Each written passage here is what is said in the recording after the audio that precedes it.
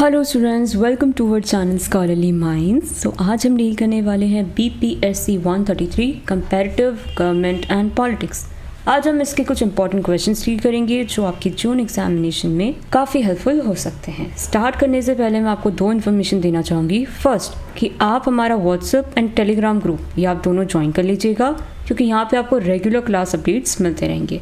Link आपको description में मिल जाएगी।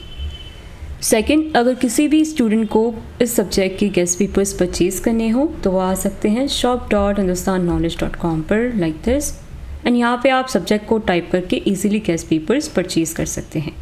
इन केस परचेज करने में आपको कोई भी इशू आता है तो आप कॉल कर सकते हैं हमें 9580023321 पर। ओके, सो अगर आपको ये वीडियो पसंद आता है तो please like the video and subscribe to our channel. Let's start with our first question. Discuss the concept of collective responsibility in a parliamentary form of government. Collective responsibility is a fundamental principle of a parliamentary system of government. It means that all ministers in the Council of Ministers are collectively responsible to the legislature, especially the lower house of parliament, मतलब लोक सभा. In India, this principle is mentioned in Article 75 of 3 of the Constitution, which states that The Council of Ministers shall be collectively responsible to the लोक सभा. अब यहाँ पे क्या बात हो रही है कलेक्टिव रिस्पॉन्सिबिलिटी के बारे में। सबसे पहले हम समझते हैं कि क्या होता है। Collective responsibility parliamentary form of government का एक बहुत ही इंपॉर्टेंट प्रिंसिपल है, इसे आपको याद रखना है। इसका मतलब होता है कि काउंसिल ऑफ मिनिस्टर के सारे मिनिस्टर्स मिल के गवर्नमेंट के हर डिसीजन के लिए एक साथ रिस्पॉन्सिबल होते हैं।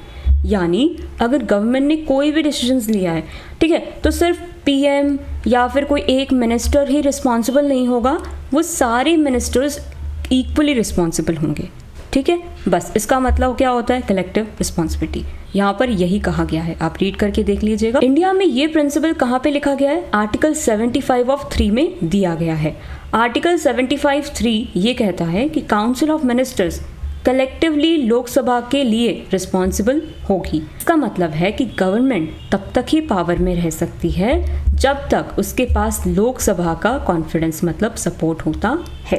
आगे बढ़ते हैं। Meaning of collective responsibility. Collective responsibility means that all ministers work as a team, even share responsibility for the decision and policies of the government. Even if a minister personally disagrees with a decision taken by cabinet, he or she must support it publicly. If a minister cannot support the decision, the minister should resign from the Council of Ministers. Collective responsibility के बारे में मैंने अभी आपको बताया कि सारे minister एक टीम की तरह काम करते हैं और रिस्पॉन्सिबिलिटी शेयर करते हैं। किससे रिलेटेड? गवर्नमेंट की जितने भी डिसीजंस लिए गए हैं या उनकी जो भी पॉलिसीज़ बनाई गई हैं उसके लिए वो साथ में एक साथ ही रिस्पॉन्सिबल होते हैं। अगर कोई मिनिस्टर किसी भी डिसीजन के लिए मना करता है कि नहीं मुझे समझ में नहीं आया, पसंद नहीं आया, तो उसके पास ना सिर्फ दो ऑप्शन होते हैं, या तो वो उस डिसीजन को चुपचाप एक्सेप्ट कर ले या फिर वो अपनी पोस्ट से रिज़ाइन कर दे। ठीक है, इसलिए ये कहा जाता है कि entire council of minister stands और फॉल टुगेदर। गवर्नमेंट सक्सेसफुल होती है तो क्रेडिट सभी को मिलता है, और अगर गवर्नमेंट फेल होती है तो रिस्पॉन्सिबिलिटी भी सबकी होती है। ठीक है, let's move on further. Main features. Unity in decision making. All important decisions are taken collectively by the cabinet. Every minister is expected to support these decisions in public. सबसे पहला जो फीचर आता है वो ये है कि गवर्नमेंट के सारे इंपॉर्टेंट डिसीजंस मिलकर कैबिनेट ही लेती है। हर मिनिस्टर से यही एक्सपेक्टेशन की जाती है कि आपको हमारे डिसीजंस को पब्लिकली भी सपोर्ट करना है। ठीक है, responsibility to the legislature. The council of minister remains in office only as long as it enjoys the confidence of Lok Sabha. If Lok Sabha passes a no confidence motion, the entire ministry must resign. Council of Ministers लोक सभा के लिए responsible होती है। अगर लोक सभा no confidence motion पास कर दे तो पूरी काउंसिल ऑफ मिनिस्टर को रिज़ाइन करना पड़ता है। नो कॉन्फिडेंस मोशन का क्या मतलब होता है? इसका मतलब है लोकसभा के सब मेंबर्स गवर्नमेंट पे अपना ट्रस्ट हटा देते हैं कि हम इन्हें अब ट्रस्ट नहीं करते, तो जैसे ही नो कॉन्फिडेंस मोशन पास हुआ पूरी मिनिस्ट्री को रिज़ाइन करना पड़ता है। Shared accountability. Let's see. The action and policies of one minister are considered the responsibility of whole council of minister. Therefore, all ministers accountable for government decision. अगर किसी minister के department में कोई serious mistake हो जाती है तो उसकी रिस्पॉन्सिबिलिटी सिर्फ उस मिनिस्टर की नहीं मानी जाती, मतलब पूरी काउंसिल ऑफ मिनिस्टर उसके लिए आंसरेबल होती है। मैंने क्या कहा, कलेक्टिव रिस्पॉन्सिबिलिटी, यानी गवर्नमेंट एक टीम की तरह काम करती है और सब इक्वली रिस्पॉन्सिबल होते हैं। Political stability, collective responsibility promotes coordination and discipline among minister, ensuring a stable and effective government. अब जब सारे मिनिस्टर एक साथ काम करते हैं और डिसिप्लिन मेंटेन करते हैं, तब गवर्नमेंट ज़्यादा स्टेबल और इफेक्टिव बनती है। इससे जो कन्फ्यूजन है वो कम हो जाता है, ठीक है, एक दूसरे का साथ हमेशा रहता है और कन्फ्लिक्ट भी कम हो जाते हैं। Importance of collective responsibility, ensure unity and harmony within the government. इसकी वजह से यूनिटी बनी रहती है थ्रू, सबसे पहले ये कि गवर्नमेंट में यूनिटी और कोऑर्डिनेशन बनाए रखती है ये कलेक्टिव रिस्पॉन्सिबिलिटी। हर मिनिस्टर एक ही पॉलिसी फॉलो करते हैं, इससे गवर्नमेंट और ज़्यादा स्ट्रॉन्ग दिखती है। Promotes accountability of the executive to the legislature. दूसरा ये है कि एग्जीक्यूटिव को लेजिस्लेचर के लिए अकाउंटेबल बनाती है। एग्जीक्यूटिव मतलब जैसे कि लेजिस्लेचर तो लॉ बनाता है ना, जैसे कि कोई लॉ बनाया तो इसे एग्जीक्यूट करवाने का काम किसका रहता है, एग्जीक्यूटिव का, ठीक है। इसका मतलब क्या है, यानी गवर्नमेंट को पार्लियामेंट के क्वेश्चन का जवाब देना पड़ता है और अपने डिसीजंस को भी एक्सप्लेन करना पड़ता है। Prevents minister from acting independently against government policy. ये मिनिस्टर को गवर्नमेंट पॉलिसी के अगेंस्ट इंडिपेंडेंटली काम करने से रोकता है। हर मिनिस्टर को कैबिनेट के कलेक्टिव डिसीजन की रिस्पेक्ट करनी पड़ती है। Strengthen democratic governance by making the government answerable to elected representative. ये डेमोक्रेसी को स्ट्रॉन्ग बनाता है क्योंकि गवर्नमेंट डायरेक्टली इलेक्टेड रिप्रेजेंटेटिव के लिए रिस्पॉन्सिबल होती है। अगर गवर्नमेंट अच्छा काम नहीं करती है तो लोकसभा उसे हटा देती है। Helps in maintaining public confidence in the government. और सबसे इम्पॉर्टेंट बात क्या होती है, ये पब्लिक का गवर्नमेंट पर ट्रस्ट बनाए रखता है, क्योंकि लोग देखते हैं कि गवर्नमेंट एक यूनाइटेड टीम है और उसी की तरह काम कर रही है, तो इसलिए जो लोग हैं वो और ज़्यादा उन्हें सपोर्ट करते हैं, उन पर ट्रस्ट करते हैं कि ये लोग कुछ गलत डिसीजन तो नहीं लेंगे, ऐसा मानते हैं। Let's see conclusion. Collective responsibility is the backbone of parliamentary form of government. It ensures that the government council of ministers function as a united body and remains accountable to the legislature by promoting unity, discipline and accountability. This principle helps in the smooth and democratic functioning of government. Therefore, collective responsibility is essential for the success of parliamentary democracy like India. Collective responsibility parliamentary form of government की backbone माना जाता है। इसके according council of minister एक team की तरह काम करती है और गवर्नमेंट के हर डिसीजन के लिए मिलकर रिस्पॉन्सिबिलिटी लेती है, ठीक है। इससे क्या होता है, यूनिटी भी थोड़ी प्रमोट होती है, डिसिप्लिन एंड अकाउंटेबिलिटी भी प्रमोट होती है। ये सारे प्रिंसिपल गवर्नमेंट को स्मूथली चलाने में हेल्प करते हैं और डेमोक्रेटिक फंक्शनिंग भी करते हैं। इसीलिए कलेक्टिव रिस्पॉन्सिबिलिटी बहुत ही ज़्यादा इम्पॉर्टेंट है जब भी हम बात करते हैं पार्लियामेंट्री डेमोक्रेसी की, जैसे India. Okay, let's move on further. Describe the advantage and disadvantage of mixed member system of election. The mixed member system MMS is an electoral system that combines two methods of election: first past the post system and proportional representation PR. In this system, voter usually cast two votes, one for the local representative and another for the local party. Countries such as Germany and New Zealand use this system. It aims to balance fair representation with strong local representation. अब यहाँ पे बात आ रही है mix member system के बारे में। ये एक इलेक्शन सिस्टम है जो दो अलग अलग इलेक्शन सिस्टम को मिलाकर बनाया गया है। कौन से दो system? First past the post और प्रोपोर्शनल रिप्रेजेंटेशन सिस्टम, ठीक है। इसमें क्या होता है, जो वोटर होते हैं वो दो वोट्स देते हैं। एक वोट अपने लोकल कैंडिडेट को देते हैं और दूसरा वोट पॉलिटिकल पार्टी के लिए देते हैं। इसका पर्पज़ ये होता है कि लोगों को लोकल रिप्रेजेंटेटिव भी मिले और पॉलिटिकल पार्टीज़ को उनके वोट परसेंटेज के हिसाब से फेयर रिप्रेजेंटेशन मिले। जैसे जर्मनी हो गया, न्यूजीलैंड हो गया, ये लोग यही सिस्टम को फॉलो करते हैं। इसका एम क्या होता है? फेयर रिप्रेजेंटेशन को एंड लोकल रिप्रेजेंटेशन को प्रॉपर्ली बैलेंस करना। एडवांटेजेस क्या हैं इसके? Better representation. The system ensure that political parties receive seat in the proportion to the votes they receive. This make the legislature more representative of the people's choice. इस system में political parties को लगभग उतनी ही seats मिलती है जितने जितना उन्हें वोट परसेंटेज मिला होता है। इससे पार्लियामेंट में लोगों की जो रियल चॉइस है उसका बेटर रिप्रेजेंटेशन होता है। यानी सिर्फ बड़ी पार्टीज ही नहीं, छोटी पार्टीज को भी फेयर चांस मिलता है इसमें। Okay, let's move on further. Maintain local representation. Voters elect local representative for their constituency. This helps maintain a direct connection between citizen and their elected representative. इसकी वजह से वोटर्स अपने area के representative को directly elect करते हैं। अगर area में कोई प्रॉब्लम हो तो लोग अपने लोकल रिप्रेजेंटेटिव को कांटेक्ट कर सकते हैं। ठीक है, ये तो अच्छी चीज़ है। Of course fairer to smaller parties. Unlike the first past the post system, smaller political parties can gain seat even if they do not win many constituency. This encourage political diversity. FPTP system में कई बार छोटी parties को बहुत votes मिलने के बाद भी seats नहीं मिलती, लेकिन मिक्स मेंबर सिस्टम में पार्टी वोट भी काउंट होता है, इसलिए जो छोटी पॉलिटिकल पार्टीज हैं उनको भी पार्लियामेंट में रिप्रेजेंटेशन मिल जाता है। इससे ही क्या होता है, पॉलिटिकल डाइवर्सिटी इंकरेज होती है। Reduce wasted votes. FPTP vote cast for losing candidate often have no impact. In MMS, party list vote help ensure that most votes contribute to representation. इस सिस्टम में आपका कैंडिडेट हार गया तो आपका vote practically waste हो जाता है। किसमें? FPTP में। लेकिन मिक्स मेंबर सिस्टम में पार्टी वोट की वजह से ऑलमोस्ट हर वोट का वैल्यू होता है, इसलिए वोट का वेस्ट काफ़ी कम हो जाता है। नेक्स्ट है encourage inclusive governance. Since multiple parties are represented, government are often form through cooperation, coalition building leading to broader decision making.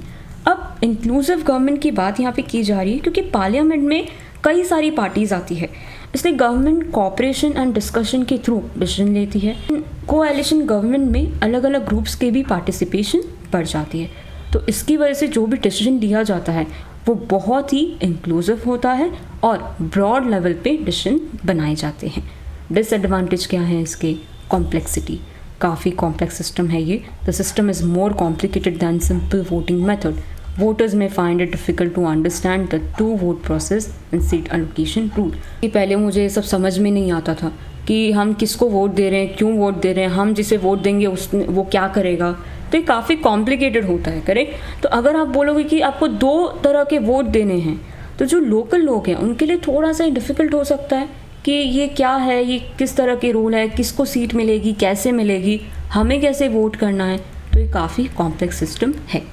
Coalition government. Because many parties gain representation, coalition government are common. These government can sometimes be unstable and may face difficulties in decision making. दूसरी problem ये आती है क्योंकि कई parties parliament में आ जाती हैं, इसलिए एक पार्टी को क्लियर मेजॉरिटी मिलना बहुत ही ज़्यादा मुश्किल होता है। तो रिज़ल्ट क्या होता है कि कोएलिशन गवर्नमेंट बनानी पड़ेगी कि आप हमारा साथ दे दो, आप हमारा साथ दे दो, हम मिलकर गवर्नमेंट बनाएंगे। तो इसकी वजह से क्या हो जाता है, कभी कभी कोएलिशन गवर्नमेंट अनस्टेबल भी हो जाती है और डिसीजन लेने में बहुत टाइम लग सकता है क्योंकि कोई मना कर रहा है, कोई कुछ और बोल रहा है, कोई आना ही नहीं चाहता, कोई बात ही नहीं करना चाहता इस पर। तो यहाँ पे काफ़ी चीज़ें डिफ़िकल्ट हो जाती हैं। Larger legislature to maintain proportionality additional seats may be required. This can increase the size and the cost of legislature. अब इससे प्रोपोर्शनल रिप्रेजेंटेशन मेंटेन करने के लिए कई बार आपको एक्स्ट्रा सीट्स भी ऐड करनी पड़ सकती है, जिसकी वजह से क्या होगा, साइज़ भी आपको बढ़ाना पड़ेगा और पैसा भी पक्का लगना ही है.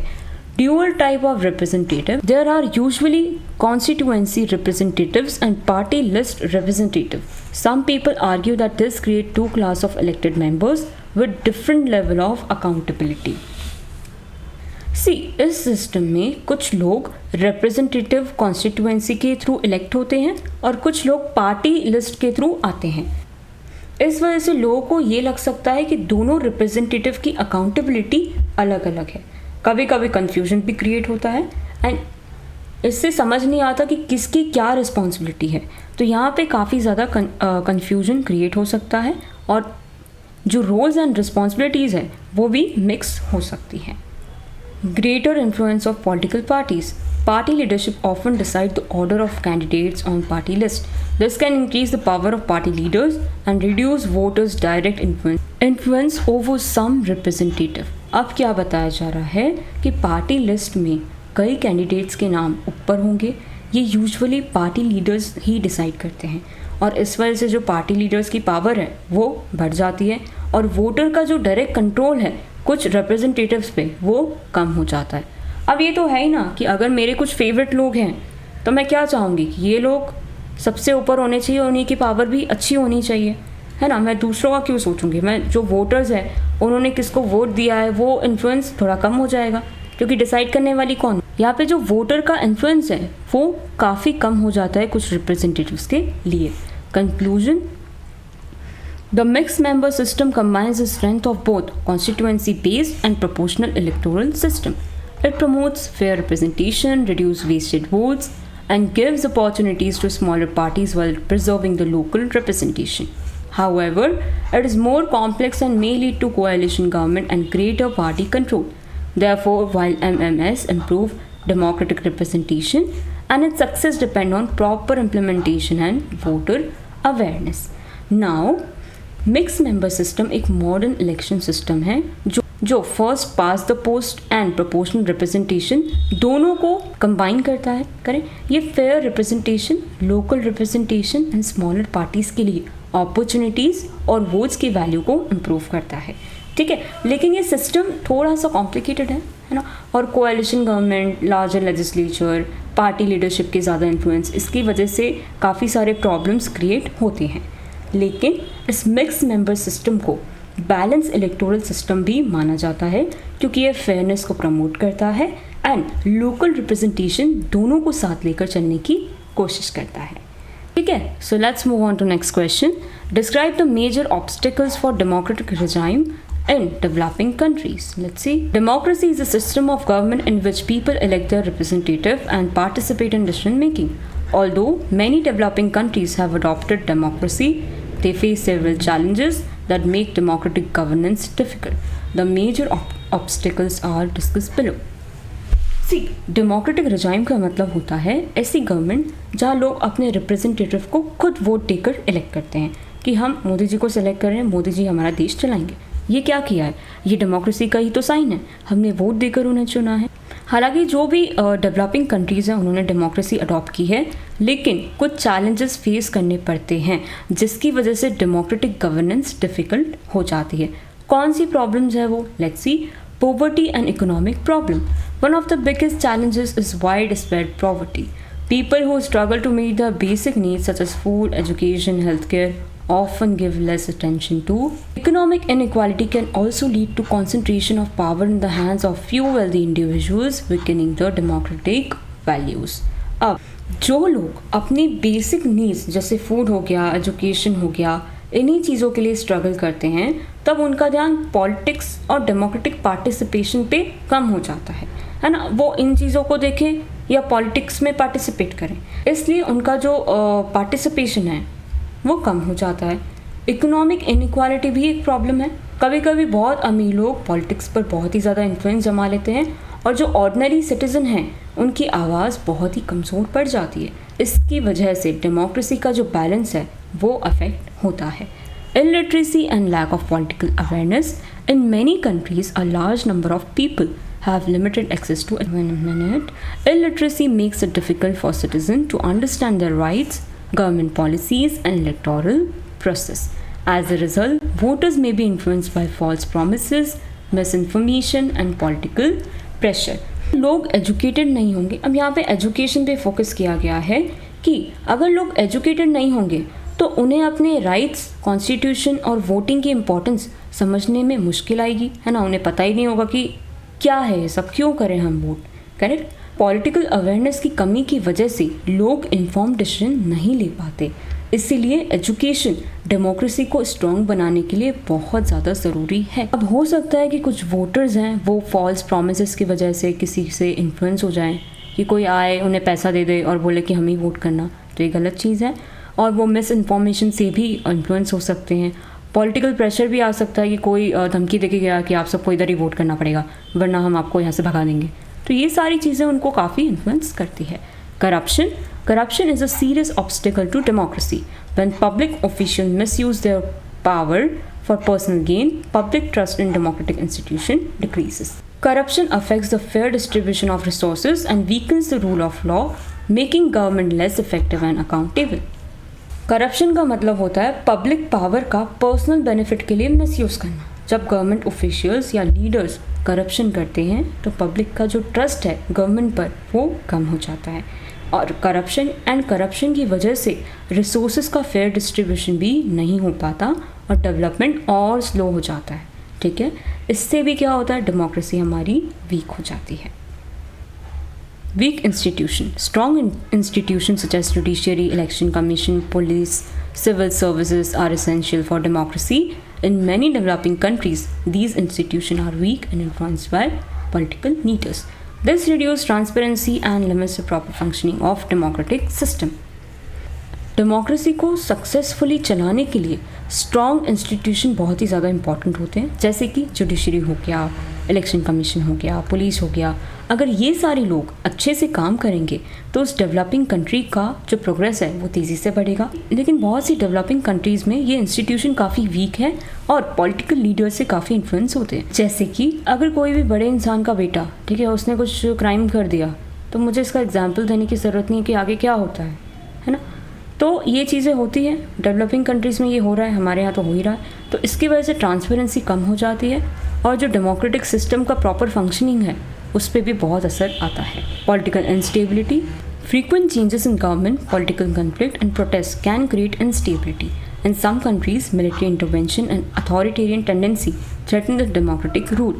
Political instability slows development and reduces public confidence in democracy.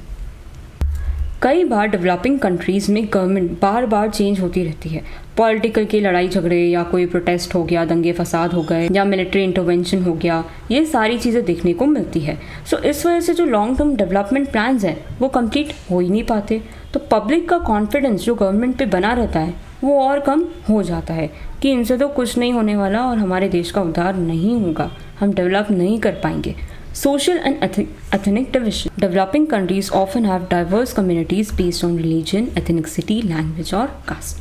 Political leaders may exploit these differences for electoral gains, leading to social tension and conflict. Such division can weaken national unity and democratic functioning. Developing countries में कई बार अलग अलग religion, cast, language, इनके basis पर division होते ही हैं। Ethnicity का मतलब क्या होता है कि किसी कम्युनिटी की कॉमन लैंग्वेज, कल्चर या एंसेस्ट्री होना। ठीक है, अगर कोई ग्रुप है तो ये सारे लोग एक ही कल्चर फॉलो करते हैं, एक ही लैंग्वेज फॉलो करते हैं, इसे क्या कहूँगी मैं, एथनिक ग्रुप। ठीक है, तो कभी कभी पॉलिटिकल लीडर्स इन डिफरेंसेस का यूज़ वोट लेने के लिए करते हैं कि इनसे बात कर लो, इन्हें बस कैसे भी कन्विंस कर लो ताकि ये सारे लोग हमें वोट दें। ठीक है, इससे सोशल टेंशन और कन्फ्लिक्ट बढ़ते हैं और नेशनल यूनिटी वीक हो जाती है। Election related problems. Free and fair election are the foundation of democracy. However, issues such as vote buying, electoral violence, misuse of money, muscle power, and voter intimidation can affect election results. These practices reduce the credibility of democratic processes. Free and fair election democracy की जान होते हैं। Democracy का मतलब ही यही है कि हम किसी को वोट करें और वो जीते, ईमानदारी से ये सारा काम हो। लेकिन डेवलपिंग कंट्रीज़ में इलेक्शन के दौरान प्रॉब्लम्स देखने को मिलती है, जैसे वोट बाइंग हो गया, मैंने वोट्स खरीद लिए। आपने देखा होगा कभी कभी कि कुछ लोग गिफ्ट बांट देते हैं। ठीक है, मनी पावर हो गया, मसल पावर हो गया, इसका प्रॉपरली यूज़ किया जाता है। तो ये सारे प्रैक्टिसेस इलेक्शन की फेयरनेस को बहुत ख़राब कर देती है एंड डेमोक्रेसी की जो क्रेडिबिलिटी है वो भी कम कर देती है। अब हम देखते हैं conclusion. Democracy in developing countries face many obstacles including poverty, illiteracy, corruption, weak institution, political instability. Overcoming these challenges require better education, economic development, strong institution, transparency, and active citizen participation. By addressing this issue, developing countries can strengthen their democratic system and ensure good governance for all. Developing countries में democracy के सामने poverty, illiteracy, weak institution, ये सारे challenges खड़े हैं. ठीक है, बहुत सारे चैलेंज हैं और इससे लड़ना बहुत ही ज़्यादा डिफ़िकल्ट है एंड ये सारे चैलेंजेस ही डेमोक्रेसी को वीक कर देते हैं। लेकिन अगर प्रॉपरली एजुकेशन दिया जाएगा, इकोनॉमिक डेवलपमेंट कराया जाएगा, ट्रांसपेरेंसी रखी जाएगी, हर सिटीज़न अच्छे से पार्टिसिपेट करेगा, तो हो सकता है ये सारी प्रॉब्लम काफ़ी हद तक सॉल्व हो जाए। इसीलिए स्ट्रॉन्ग डेमोक्रेसी इलेक्शन से नहीं बल्कि एजुकेटेड सिटीजन, ऑनेस्ट इंस्टीट्यूशन और रिस्पॉन्सिबल गवर्नमेंट से बनती है। ठीक है, let's move on further. Describe the merits and demerits of two party system. A two-party system is a political system in which two major political parties dominate the government and election. Although other parties may exist, but only two parties have a strong chance of winning power. Examples include countries like United States, United Kingdom, where two major parties usually compete the government control. Two party system एक ऐसा political system है जहाँ पर दो major political parties politics and election में सबसे ज़्यादा powerful होती है। ओके, दूसरी छोटी छोटी पार्टीज भी एग्जिस्ट करती हैं, लेकिन जो हाईएस्ट चांसेस होते हैं वो इन दो पार्टीज़ के ही होते हैं। कंट्रीज़ के एग्जाम्पल दिए गए हैं यूएस एंड यूके, जहाँ पर दो पार्टी से यूजुअली कम्पीट करती है ताकि उन्हें गवर्नमेंट पे कंट्रोल मिल सके। Merits of two party system. Stable government. The two party system usually provide stable government because one party often wins a clear majority. This helps the government make decisions and implement policies without much difficulty. Two party system में अक्सर एक party को clear majority मिल जाती है, इसीलिए government easily बन जाती है और उनको कोएलिशन पार्टनर्स पे डिपेंडेंट नहीं रहना पड़ता कि हमें मेजॉरिटी नहीं मिली, हमें कोएलिशन बनाना पड़ेगा, किसी से बात करनी पड़ेगी। इसी वजह से पॉलिटिकल स्टेबिलिटी काफ़ी ज़्यादा बनी रहती है। सेकेंड देखते हैं easy choice for voters. Voters काफ़ी क्लियर होते हैं यहाँ पे कि उन्हें किसको जिताना है। Voters can easily understand the policies and program of two major parties. This makes voting process simpler and less confusing. जब सिर्फ दो मेजर पार्टीज होती हैं तो वोटर्स के लिए डिसीजन लेना काफ़ी आसान हो जाता है। वो दोनों पार्टीज की पॉलिसीज को कंपेयर करके इजीली वोट दे सकते हैं और इससे कंफ्यूजन भी काफ़ी कम हो जाता है। Strong opposition. The party that does not form the government act as a strong opposition. It gives a check on the ruling party and help prevent misuse of power. अब जो पार्टी गवर्नमेंट नहीं बन पाती तो वो opposition में बैठती है और अपोजिशन गवर्नमेंट के काम पर भी नज़र रखती है कि क्या ये लोग सही से काम कर रहे हैं, कहीं ये पावर का मिसयूज़ तो नहीं कर रहे हैं, तो ये अच्छे से इन पर नज़र भी रखते हैं जो भी गवर्नमेंट बनती है। Quick decision making. Since ruling party generally has a majority, it can pass laws and make decisions quickly. This helps in efficient administration. क्योंकि गवर्नमेंट के पास ये मेजॉरिटी होती है तो इसलिए उनका लॉ पास करना, डिसीजन लेना, ठीक है, ये कंपैरेटिवली काफ़ी इजी हो जाता है। कोएलिशन गवर्नमेंट की तरह बार बार डिस्कशन, डिसएग्रीमेंट, ये सारे प्रॉब्लम उनको डील नहीं करने पड़ते। अगर उन्हें कुछ भी लॉ बनाना है फटाफट मेजॉरिटी पास करके वो डिसीजन क्विकली ले सकते हैं। Political responsibility. In two-party system, it is easy to identify which party is responsible for government success or failure. This increase accountability. इस सिस्टम में इजीली पता चल जाता है कि गवर्नमेंट की सक्सेस या फेलियर के लिए कौन सी पार्टी रिस्पॉन्सिबल है। अगर गवर्नमेंट अच्छा काम करती है तो उसे क्रेडिट मिल जाता है, अगर फेल हो जाती है तो लोग अगले इलेक्शन में उन्हें पूरी तरह से हटा देते हैं। इससे अकाउंटेबिलिटी बढ़ जाती है, कौन सी गवर्नमेंट अच्छे से काम कर रही है एंड हमारा देश कौन अच्छे से चला सकता है। Demerits of two party system. Limited choices for voters. Voters have only two major options. Their views may not be fully represented if they do not agree with either party. Voters के पास सिर्फ दो major option होते हैं, ठीक है। अगर किसी voter को दोनों पार्टीज पसंद ना हो तो उसके पास बेटर ऑल्टरनेटिव्स नहीं होते, आपको इन दोनों में से किसी ना किसी को वोट देना पड़ेगा। Neglect of minority interests. Small groups and minority communities may not get proper representation because smaller parties have little influence. अब छोटी पार्टीज़ और माइनॉरिटी कम्युनिटीज़ को प्रॉपर रिप्रेजेंटेशन नहीं मिल पाता क्योंकि पूरी पॉलिटिक्स दो बड़ी पार्टीज़ के अराउंड ही घूमती रहती है। इसलिए कई इंपॉर्टेंट लोकल या माइनॉरिटी इश्यूज़ इग्नोर ही हो जाते हैं क्योंकि बड़े लोग हैं वो किसी पे ध्यान नहीं देते हैं, छोटी मोटी चीज़ों पे, छोटी मोटी पार्टीज़ पे उनका ध्यान नहीं जाता। Excessive political rivalry. The two major parties may become highly competitive and focus more on defeating each other than solving public problems. अब ये दोनों आमने सामने ऐसे आ जाते कि सिकंदर कौन है, कौन जीतेगा, ठीक है। तो कई बार दोनों पार्टीज एक दूसरे को हराने में इतनी ज़्यादा बिजी हो जाती है कि वो पब्लिक की प्रॉब्लम सॉल्व करना ही भूल जाती है। Lack of new ideas. Since power remains mainly with two parties, new political movements and fresh ideas may find it difficult to grow. जब पावर बार बार सिर्फ दो पार्टीज़ के बीच ही घूमती रहती है तो नए पॉलिटिकल मूवमेंट्स और जो फ्रेश आइडियाज़ है उनका ग्रो करने का मौका नहीं होता है। इसलिए पॉलिटिकल इनोवेशन काफ़ी स्लो हो जाती है कि वही पार्टीज जीत रही हैं, एक हार रही है, दूसरी जीत रही है, दूसरी हार रही थी, पहली वाली जीत रही है। तो यहाँ पे जो तीसरा फैक्टर है कि इनोवेशन कौन लेके आएगा, नई सोच कौन लेके आएगा, तो यहाँ पे उसकी जगह बिल्कुल भी नहीं होती है। Risk of polarization, society may become divided into two opposing group. This can increase political conflict and reduce cooperation among citizens. अब हो सकता है कुछ लोग पार्टी ए को बहुत पसंद करते हैं, कुछ लोग पार्टी बी को बहुत पसंद करते हैं, तो बी वाले ग्रुप ने ए वाले को कुछ बोल दिया कि तुम्हारी पार्टी तो ऐसी है, हमारी पार्टी कितनी अच्छी है।